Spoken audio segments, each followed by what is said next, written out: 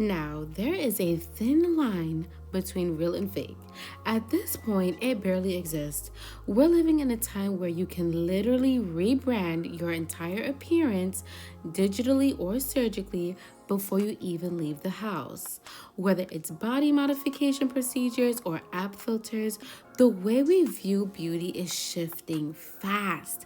And honestly, a lot of us are getting caught in the crossfire without even realizing it. Hey, welcome back to my channel. I'm Rakia Michelle.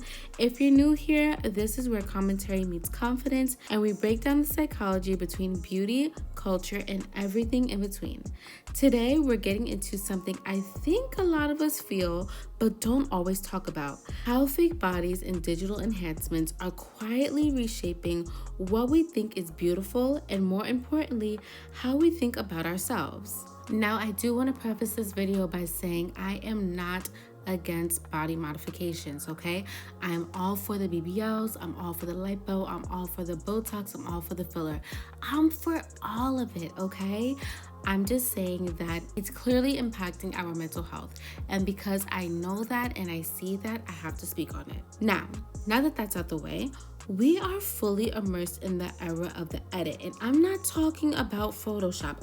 I'm talking about the BBLs, the laser contouring, the nose fillers, the Snapchat fillers that slim your jawline. Even if you haven't undergone the knife, chances are your photos have. And now, thanks to AI, you don't even need to do the editing yourselves.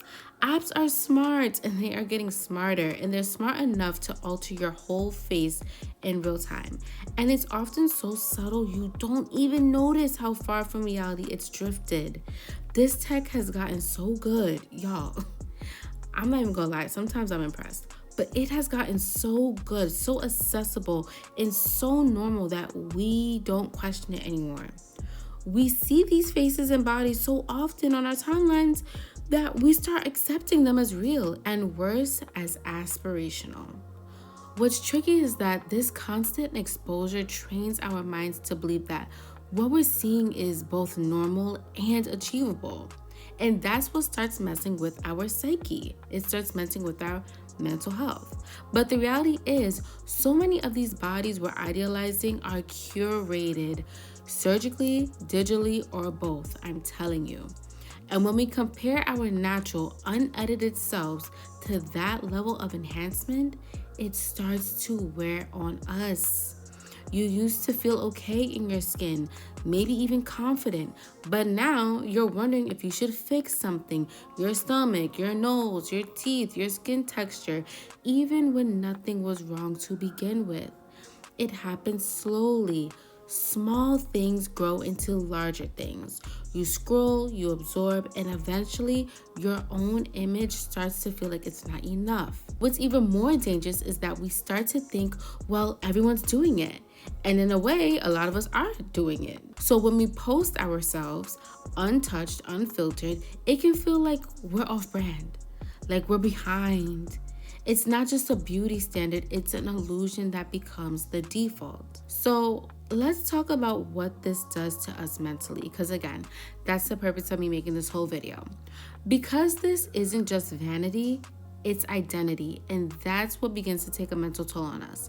The pressure to keep up with an ever-evolving, ever unrealistic beauty standard that seems real but is not. It's quiet, but it's constant. You don't always notice it, but it shows up when you've taken 37, 38 photos and you still feel unsure.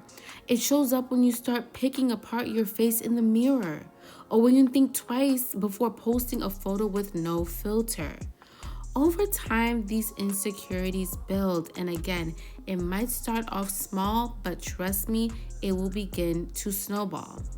It can morph into comparisons, self-doubt, and in some cases, actual body dysmorphia.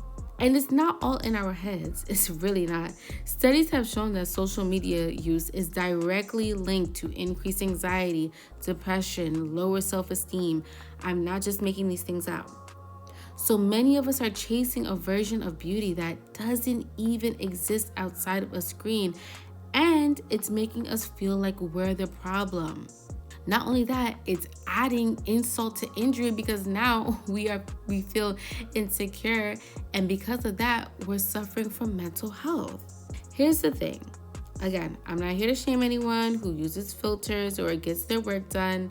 I use filters and I get work done. So trust me, I'm not shaming anybody. That's your business. That's my business. I'm just saying we have to be aware of what's happening, because if we're not conscious of it, we'll keep trying to fix things that were never broken. It starts with media literacy, learning how to spot what's edited, what's been surgically enhanced, and what's being sold to us as effortless. And then it moves into self-awareness. You have to ask yourself, am I doing this because I want to, or because I feel like I have to in order to be accepted? There's nothing wrong with wanting to look good. Again, when you look good, you feel good. But there's a difference between self-expression and self-erasure. You don't have to opt out of beauty to stay grounded, but you do have to stay conscious. Otherwise, it's way too easy to internalize standards. It's way too easy to internalize standards that were never designed to include you in the first place. This is AI, These filters are not real. Surgery is not real. So what's the move now? Where do we go from here? For starters, we need more honesty, okay? This is exactly why I stay off of Instagram. I try to stay off of TikTok. There's no honesty, there's no transparency. I'm just over it. More unfiltered faces, more unedited bodies, more transparency from influencers and creators who are editing or modifying themselves. Not to shame them, but to remind us that what we're seeing isn't always the true story. It's not always the full story. We also need more diversity. My goodness, real diversities. Bring back real bodies. Bodies with rolls, skin with texture, smiles that aren't symmetrical. All of it. We need all of it. And finally, we have to keep having these conversations. The more we talk about it, the less power it holds. This should not be a taboo subject. It should not be something that we all feel but nobody talks about. We need to talk about it. The more we challenge these standards, the more space we make for real people to feel beautiful just as they are. So let's talk. Have you ever caught yourself comparing your real body to something you knew wasn't real? This is a safe space. All feel free to share. This is a safe space, okay? Also, do you think we've reached a point where it's hard to tell what's real anymore? I know for me, I also kind of go back and forth in my head between what's real and what's not. And then I also feel some type of way that I have to do that.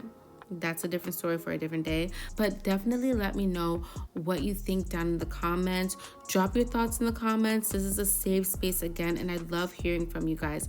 If this video resonated with you at all, go ahead and give me a like, subscribe for more content like this, and definitely share with someone who might need this reminder today, because you're not the only one feeling this way, I promise you, and you're definitely not alone.